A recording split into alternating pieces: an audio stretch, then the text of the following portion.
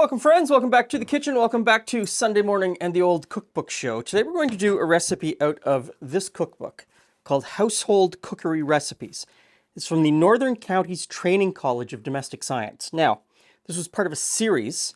I have two copies from different years of the cottage cookery recipes.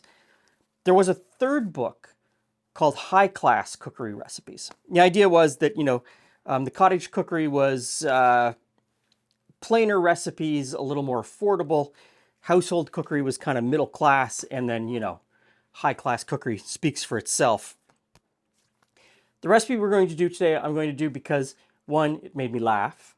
Two, because it ties into another recipe that I did recently and sort of shows how that there are regional differences to almost exactly the same recipe. Just as you travel across England, Great Britain, Wales, Scotland, they all have essentially the same recipe, different name, and maybe just slightly different flavoring. So I'm going to get into the recipe and you tell me what you think it is down in the comments before I get to the end. And what we're making is called Singin Hinny. I'm not going to say the name of the town that it's from because every time I say the name of a town in England, I get my wrist slapped. I have learned that there is no correlation between the spelling of a name of a town in England and the actual pronunciation of said town. So here we go. I'm going to use a food processor. Probably didn't have a food processor back then. You would have rubbed the fat into the flour with your hands. And rubbing the fat in with your hands is a great way to go if you don't have a food processor. So that's flour, baking powder, salt. This is lard, pure lard. And this is butter.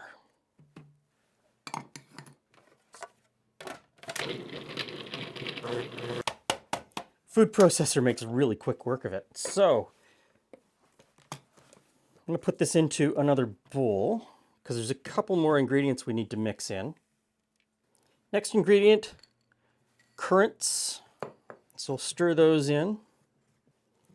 And I know I talk about this all the time. Pretty much every time I use that fruit that I just put in, currants, I talk about it because I just get so many comments about it. People are confused by it and they maybe don't understand. Here's the deal. English. As a language, English is a confusing language. You can take multiple meanings out of a single word, and that single word can mean things that are closely related. The only way you know which one is which is by context. In the context of a baking recipe, an English baking recipe, when it says currant, what they're talking about is a dry raisin, a very specific type of raisin. Could be called a Corinthian raisin, could be called a Zante currant, depending on where you are, but it is a raisin. Not to be confused, but often confused with a fresh fruit from the ribes family, completely different. Pretty much always used fresh, and pretty much always has a qualifier in front of it called black currant or red currant, not just currant. It's a tough one. I know it's confusing. It is confusing. And if you're just new to baking or you haven't really baked all that much, you might not completely get it. But there it is. This, what I put in, is a raisin. So if you don't have currants, I guess the larger part to that is if you don't have currants, throw in any raisin. Next, I'm supposed to moisten it with milk just until it comes together. At this point, I'm pretty sure a lot of people out there are screaming at their screen, that's a Welsh cake. And it is one of those things where, I see this recipe over and over and over in my collection of cookbooks from different parts of England, Wales, and Scotland with slightly different names, but pretty much always exactly the same. Really the only difference being what spicing it has in it, what flavoring it has in it. This one has none. No flavoring, no spicing at all. And in this time period, we're going to bake it as one large cake on the griddle or the girdle. When you look at a contemporary recipe, 2024 recipe, or maybe even since the 1950s, This is made, you roll it out and then you do individual cookies and you cook them, or biscuits, individual biscuits, and you cook them on the girdle. Pretty much exactly the same as you would do with a Welsh cake.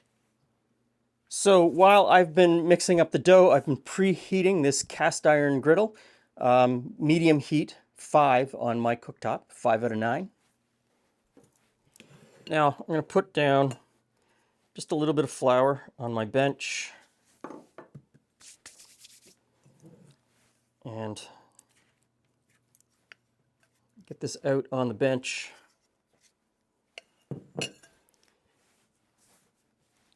Bring it together.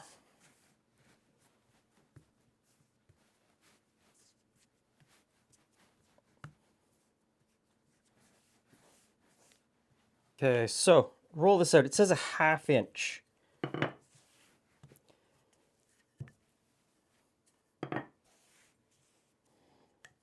Okay, I'm going to call that a 1/2 inch.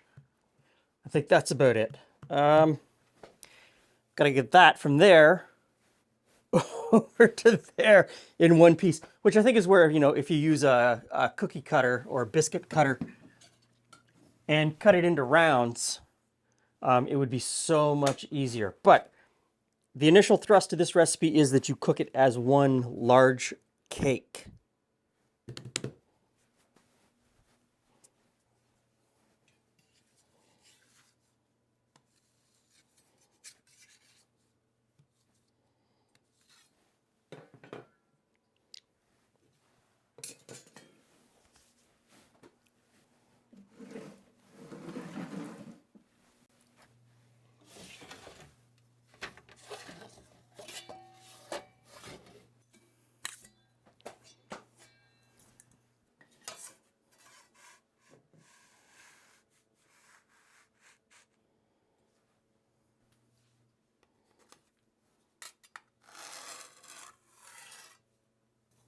Pizza peel. Exactly the tool for the Singin Hinny. Now, it does make a little bit of a sizzle. I'm supposed to cook it, flip it. It says to turn it around a few times because I don't know what they were cooking it on exactly, what their girdle may have been made of. In this case, cast iron. Cast iron heats. Cast iron takes a long time to heat up. It holds its heat really well once you've got it hot, but it doesn't heat evenly. There are hot and cool spots. And especially with this one, because obviously it's a square pan on top of a round element. So it doesn't heat evenly. So I will have to spin this every once in a while, as well as flipping it. Can I flip it? No, I'm not going to be able to flip it.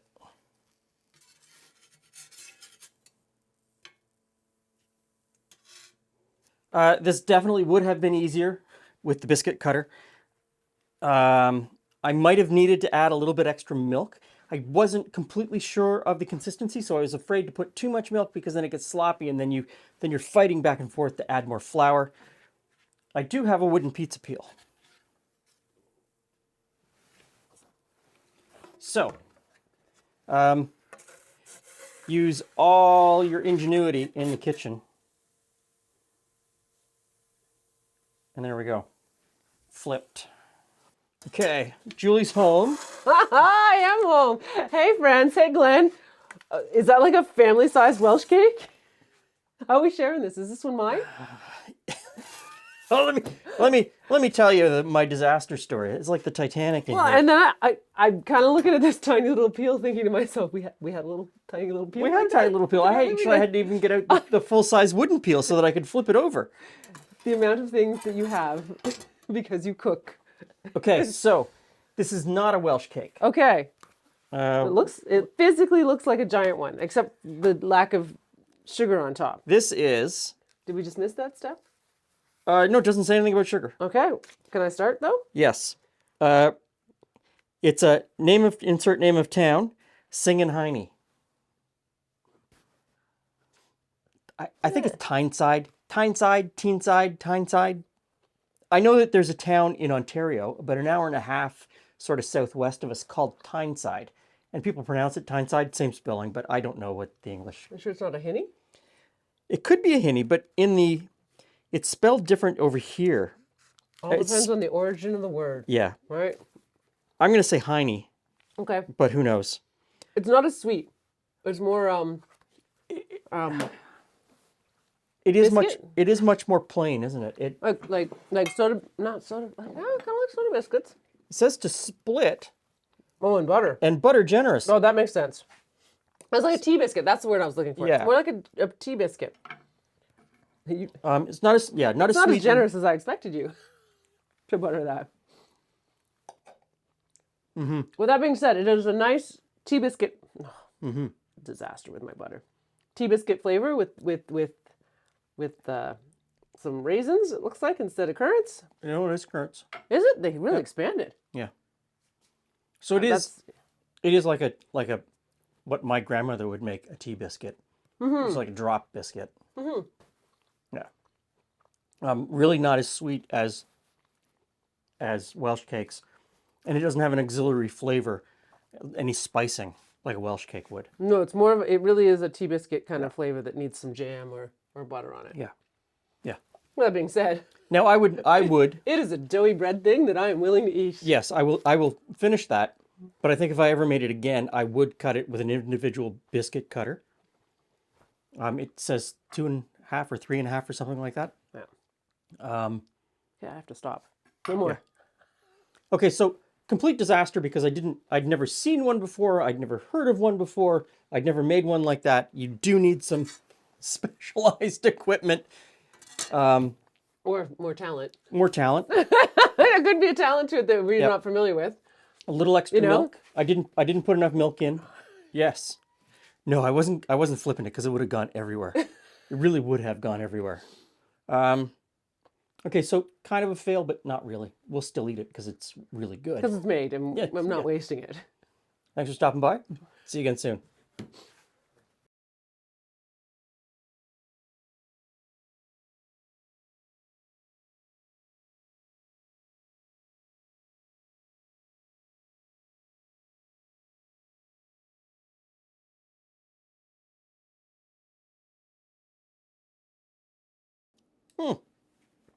You're still here.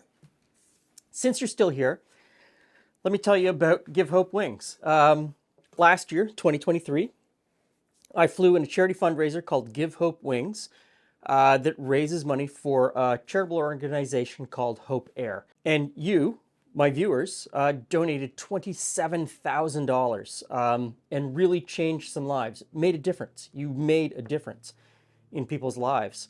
So Hope Air is a charity that works in Canada, and they provide free flights and lodging to people that live in the more remote parts of Canada if they need to get to somewhere like Toronto, Montreal, Vancouver, Edmonton, Calgary, something like that, a larger urban center, in order to receive some sort of care, cancer treatment, different types of operations, that sort of thing, that can't be done in their own community.